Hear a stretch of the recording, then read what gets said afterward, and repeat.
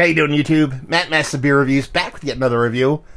Super fucking pumped for this one, because it's from a brewery I really dig, and a style I've never had from, at least from them before. And that is Strange Roots Brewing, aka the old Dry Lag Brewing, that rebranded as Strange Roots. This is their Royal Teeth. This is a double IPA, dry hopped with Citra, Simcoe, and Mosaic at 8% alcohol by volume. I love me some Dry Lag / Strange Roots. They're one of my favorite breweries that I kind of stumbled upon years ago. A friend of mine, Joe from NEPA Beer Reviews, when you know him, he used to do beer reviews. Now he's a brewer, actually, but his girl gave me like a bottle of Dry Lag Havocan as a gift. Once after I forget what I did for I pierced her nose or something like that. Anyway, and I really dug the beer, and after that I kind of looked around and found a couple Dry Lag beers that I in and around my area, and I just dug what they're doing. They're doing all these kind of cool, kind of some wild, some kind of constrained, kind of cool, yeasty, fuckduckery, Belgian-born kind of beers. And after doing a couple of reviews, I got an email from the owner, and we ended up striking up a friendship, and went out and visited the brewery, hung out. Great time. Dennis is one of the coolest people in beer.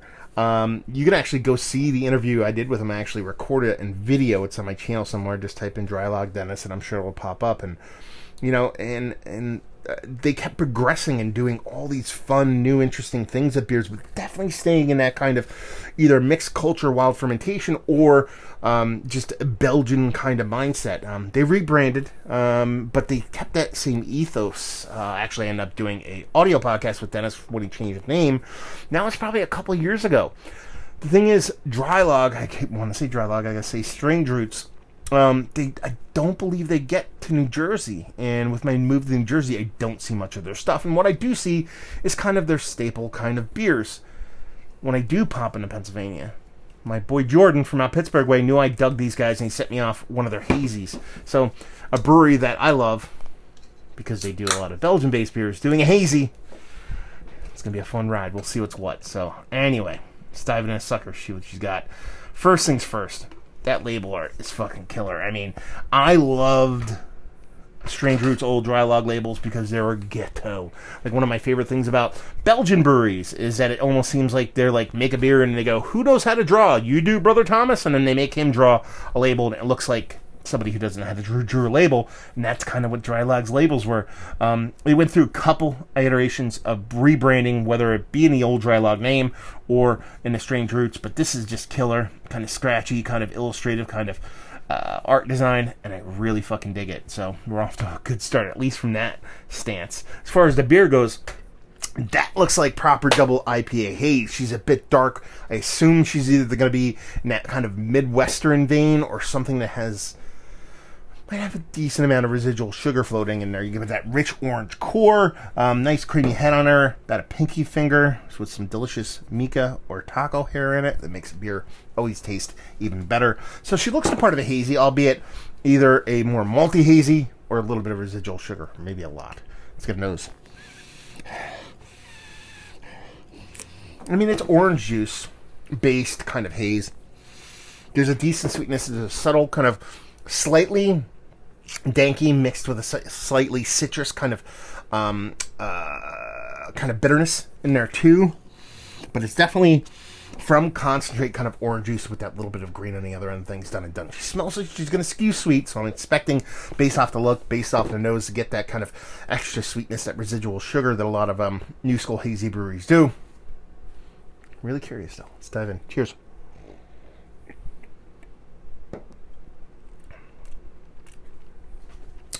I would be wrong.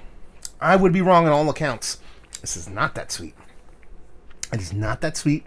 It's really not all that malty either. So it's kind of interesting to see that look in there and really kind of assume that. When you dive into it, you don't get that. You get something, it's sweet. It's a New England style IPA. We're not going to sit here and say it's not sweet, but in the grand scheme of things, up against its, peers, it's a much less sweeter beer.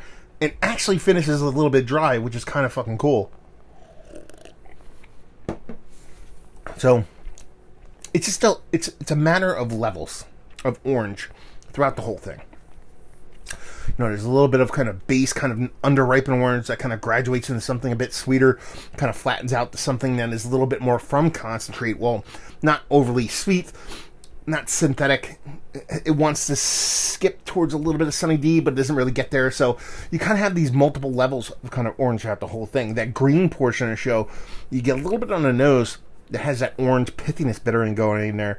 Definitely in the taste, comes off more green in the taste, and follows the same kind of pattern, kind of hits you, gates a little bit, and kind of tapers down the stretch. Nice mouthfeel. It's probably a little bit undercarbonated for me, because I think it ends up adding a little bit of heft to it. Not that double IPA shouldn't be hefty, especially at 8.8%.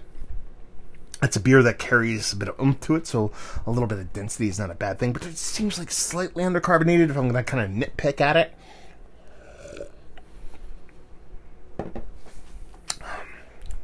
Yeah, bittering, decent amount of sweetness. Bittering probably equal to that sweetness, but nothing kind of over in your faceness, but impactful enough to, I think, kind of excite some of the more juiciest of Haze Bro palates.